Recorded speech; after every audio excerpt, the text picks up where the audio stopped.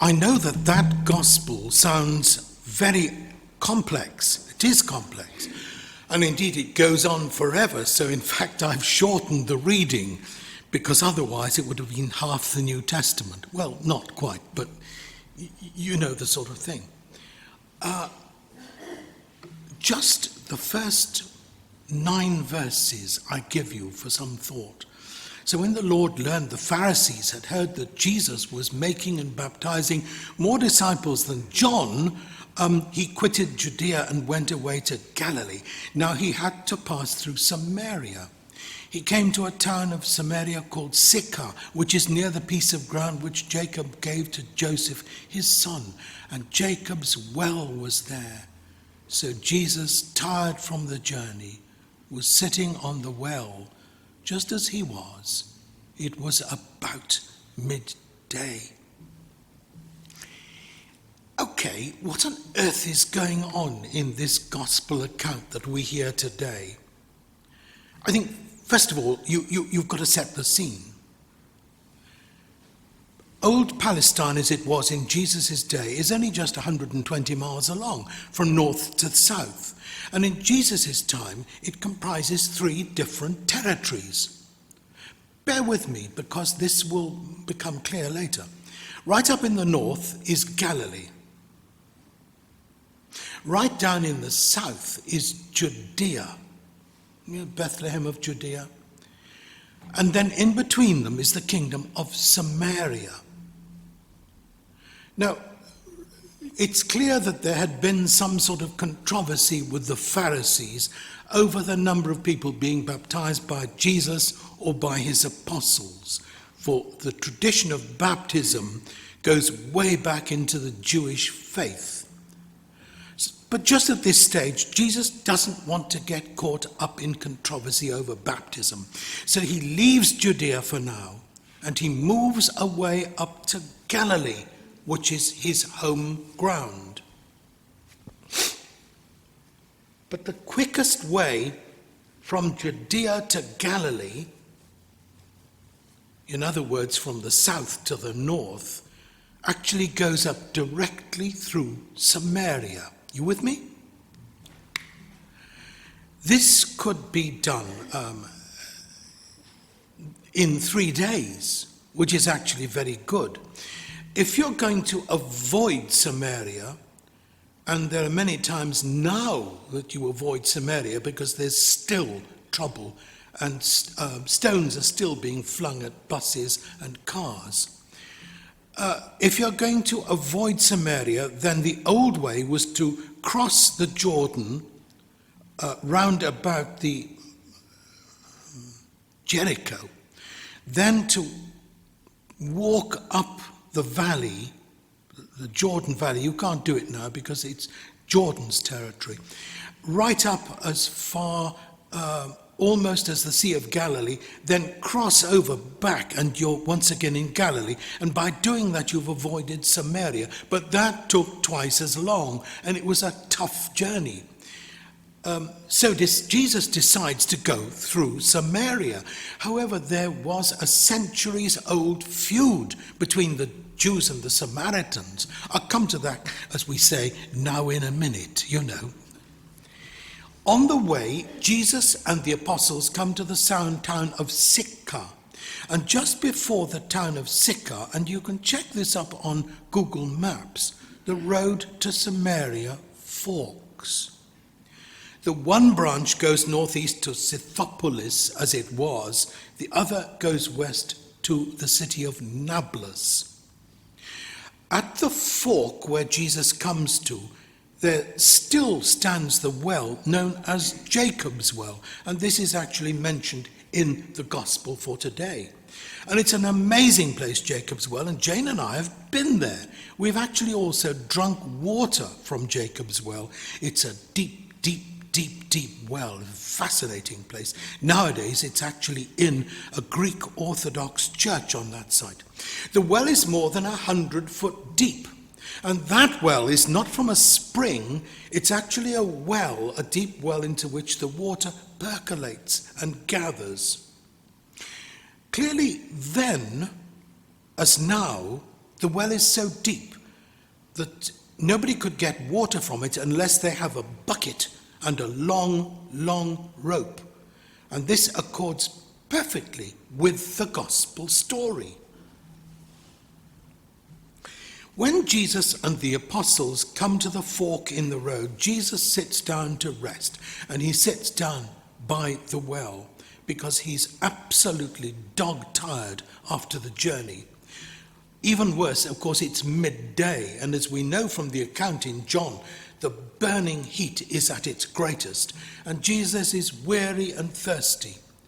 The others, his companions, go on ahead to buy food in the Samaritan town. So as Jesus sits there, a Samaritan woman comes up to the well. And here is the first question. Why on earth should the Samaritan woman come up to the well? Because it's more than half a mile from Sychar. Because that's where she lived, and certainly there was water and wells in Sychar. And the answer to this is because of her irregular, highly irregular, shall we say, marriage arrangements. As we learn from the text, she'd had 5 husbands, and the 6th man she was living with wasn't her husband either. Now, the likelihood is, therefore, that she was cast out by the women of the village. They drove her away from the village well, and so for her own comfort and ease, she comes here to the well, to Jacob's well, even though it means letting down a bucket 100 foot to get water. Jesus asks her for a drink. He's tired, he's thirsty. And she turns to him in astonishment. I'm a Samaritan, she says. You're a Jew. How is it that you ask for a drink from me? And at this point, John explains that there is no point of contact whatsoever between the Jews and the Samaritans. Right. This is where you and I have to do a bit of detective work. Because all too often it's possible to look at these accounts we have in the New Testament and to glide over them as if they're fairy stories. Even worse when you get teachers who teach RI, so-called, because they regard them as fairy stories because they have not done their homework. However complex the writing of the Gospels is, and it is, the Gospels are not fairy stories. They are solid, hard fact, and these accounts are solid, hard fact which you can verify in the books of history or in the books of geography, above all by going there and seeing. So what you've got to do when you have a situation like this where Jesus meets up with this Samaritan woman and she's so astonished that Jesus asks her for water, you've got to do some homework. You've got to do some footwork. The first thing to do is to recognize the fact that in this strange story, we've only got a very, very brief report of what must have been a very long conversation. Clearly, there's much more going in than is recorded here in this account by John. To use an analogy, if I may, it's rather like the minutes of a committee meeting and a bad-tempered committee meeting, where in fact you leave out a great deal of what goes on, and you learn more by reading the minutes of the meeting. You learn more of what's gone on by what is not said than by what is said. So in other words, we're dealing with shorthand notes here. In all certainty, the meeting was a long one, and the Samaritan woman simply unburdens her soul to this stranger. How else could Jesus have known of her tangled domestic affairs? But now, for one time in her life, she finds somebody with kindness in his eyes and with kindness in his heart, instead of the sort of critical superiority she has got used to, and so she opens her heart to him. Do you know, there are very few stories in the Gospels which show us so much about the character of Jesus as we do from this particular story. Number one, this story shows us the reality of Jesus' humanity. Jesus is dog-weary after the journey, and as he sits by the side of the well exhausted, it is very significant that John, as the writer, John always stresses the deity of Christ, but John also stresses the humanity of Christ. And so we've got here, John shows us somebody for whom life is an effort, as it is for you and me. He shows us also a Jesus who is tired, very tired, but who has to go on. Number one, the humanity of Jesus. Number two, it shows us the warmth of Jesus' sympathy.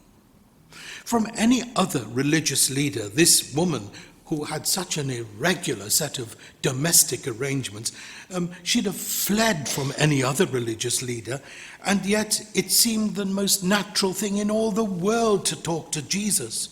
She's now met somebody who is not a critic, but a friend, and somebody who does not condemn her. So, number one, humanity. Number two, sympathy. Number three, it shows us Jesus as the breaker down of barriers. Now here again, forgive me, this is a bit of a school lesson, you know. Don't worry, and there'll be a 3-hour paper on this afternoon. No, just 2 hours. Jesus is the breaker down of barriers. The quarrel between the Jews and the Samaritans is an old story, and it's a very difficult one. And it's this that is at the heart of the story that we now have of Jesus and the Samaritan woman. Far back in about the year 720 BC, the Assyrians had invaded the kingdom of Samaria, and they'd subjugated it brutally. Now the Assyrians, if you've got the Fertile Crescent, right, starts right here in northern Iraq, and it goes right up round almost to Asia Minor, and then down through and into Israel, and right down into Judah. So the Assyrians, who were a brutal army, they came down, they invaded and subjugated Samaria. Now, to hold Samaria, they do what they did so often. They deport the population. They transported practically the whole population of Samaria to Media, but then into Samaria, the Assyrians brought other peoples from other parts, from Babylon, from Kuta, from Ava, from Hamath, from Sepharvaim. You can read all this for yourselves. It comes into the second book of the Kings. You've got the historical accounts. Now, the difficulty is this. You can never transport an entire population. Of course you can't. Some will escape, some will hide, some will bribe those who are trying to kick them out. And so there were some of the Samaritans still left, and inevitably they began to intermarry with the foreigners, the invader. And therefore they committed a sin which was unforgivable to the Jewish traditionalists and extremists. They lost their racial purity. And so in the eyes of the strict Jewish authorities, they lost the right even to be called Jews at all. Then, and this is highly complex, you can read it for yourselves, but it's very complicated. Then the situation is made even worse when the renegade Jew, Manasseh, founds a rival temple on Mount Gerizim at the center of Samaria. So it's all done and dusted. The knives are out between Jews and Samaritans. Of course, the story is highly complex, but even in Jesus' time, the quarrel, which had started in 450 BC, was smouldering as bitterly as ever. So it's hardly surprising that the Samaritan woman was astonished that Jesus, a Jew, should even look at her as a Samaritan, and certainly as somebody who was living such an irregular life. And if you think 2,000 years that everything in the garden is hunky-dory, you're wrong, because if you're going through Samaria, on occasions the travel people won't go because the buses keep getting stoned.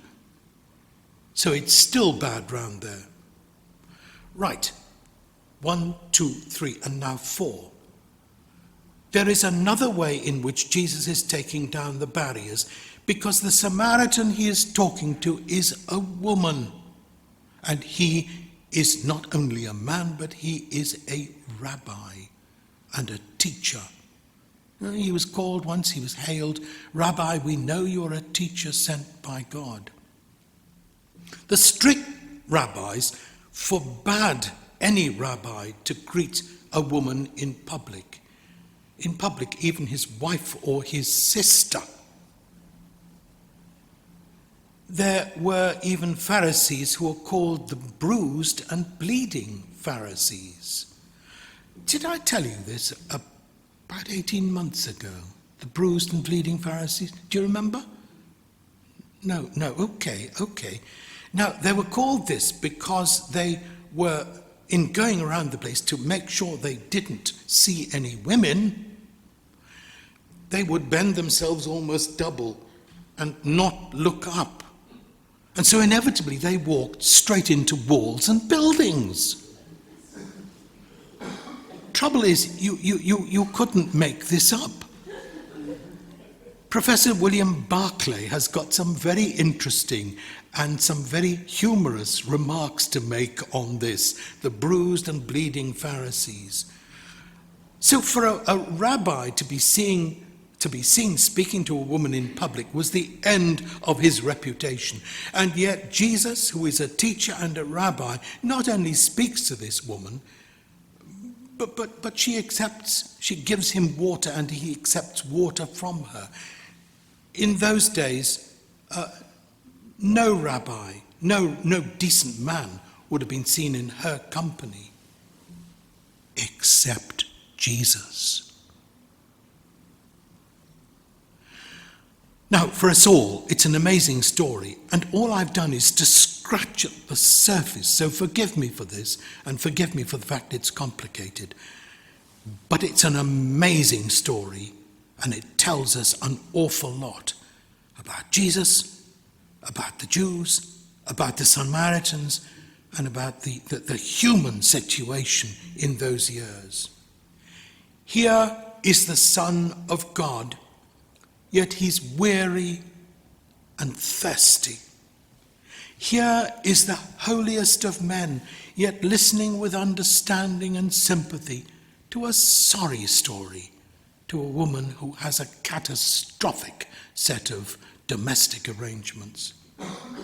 Here is Jesus breaking through the barriers of nationality and orthodox Jewish custom.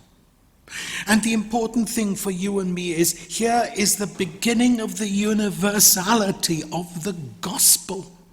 The gospel is not for a social, racial group. The gospel is for everybody, for men, for women, everybody, every country, every part of the world. God so loved the world that he gave his only begotten Son, to the end that all that believe in him should not perish, but have everlasting life. And this story today shows us God so loving the world, not in theory, but in solid, hard action. Amen.